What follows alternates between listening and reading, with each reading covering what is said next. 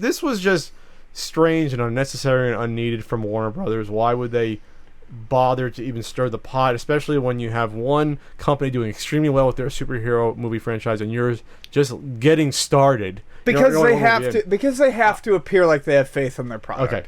But basically, Warner Brothers CEO Kevin Tsujihara said this. The worlds of DC are very different.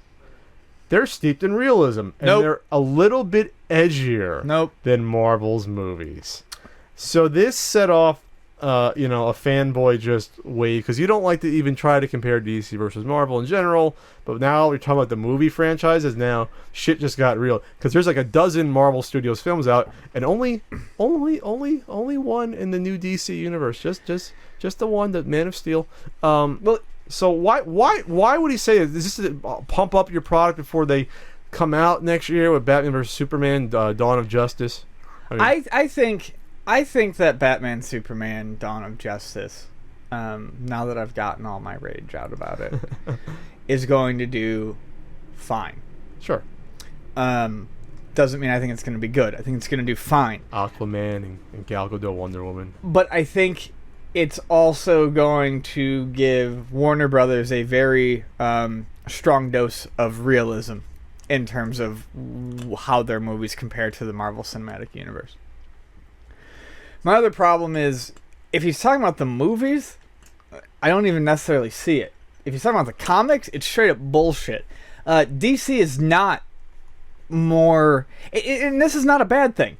But DC is not more steeped in realism than No. Dude, we're talking about fucking superheroes who fly around in goddamn capes and have special powers. There's no realism in either universe. If you look at historically the origins of these heroes in the universe, DC is usually in general more based on the magic side or mysticism versus especially when you got to the 60s on Marvel heroes being based on science.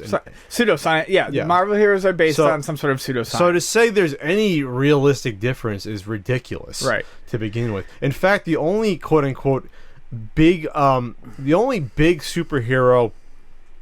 that DC has that's quote-unquote grounded at all is Batman. He's the only real one that you can say is he's grounded. The rest are all gods or aliens or... Which is why I've always liked Batman. He's just a dude with toys. Yeah. And I like the new Aquaman. Anyway. But you see, the rest are gods or mystical characters. Yes. While in Marvel, they get bitten by radioactive spiders or a gamma bomb, or they're in space. They were surgeons who made deals with the occult. They were regular people that had these powers thrust upon them, and that's why...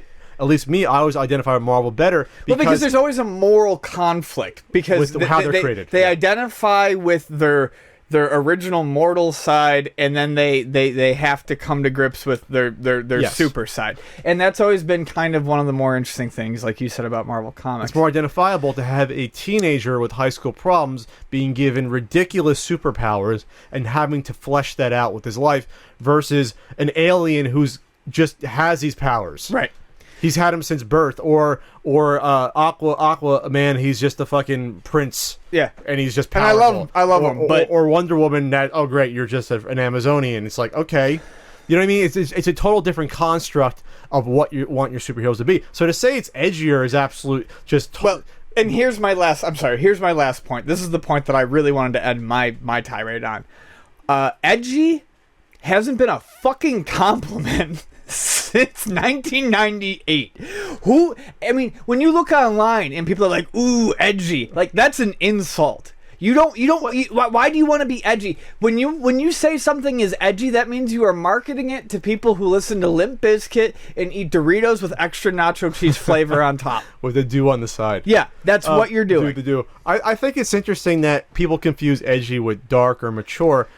Because movie I go back to it since it's probably so far the best Marvel Comics universe movie, Captain America: Winter Soldier. Yeah, that movie's fucking great.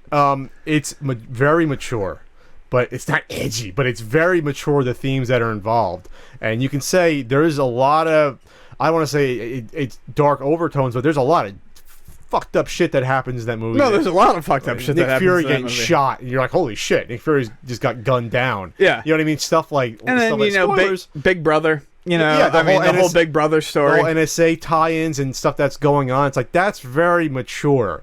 That's why that movie it was so successful, which is why, again, this movie... it isn't mature? Magically making Superman broody, break people's necks, and destroy cities. I thought you were okay with Zack Snyder. Anyway, not. So this is... I never said I was okay with Zack Snyder. You're down, Ian. It's been a whole 6 months before you went on a Zack Snyder. I'm not gonna. I'm gonna drink more beer. But what's interesting is that this is coming out on March 25th.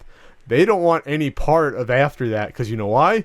Because Captain America Civil War is gonna fucking own next year, having a huge story. Again, maybe not edgy, but mature, and maybe a little bit of darkness, having superheroes fight each other over ethics. And it's not going to be edgy, but if they do it hell, they could probably do it better than the comic book event did. Oh, they will.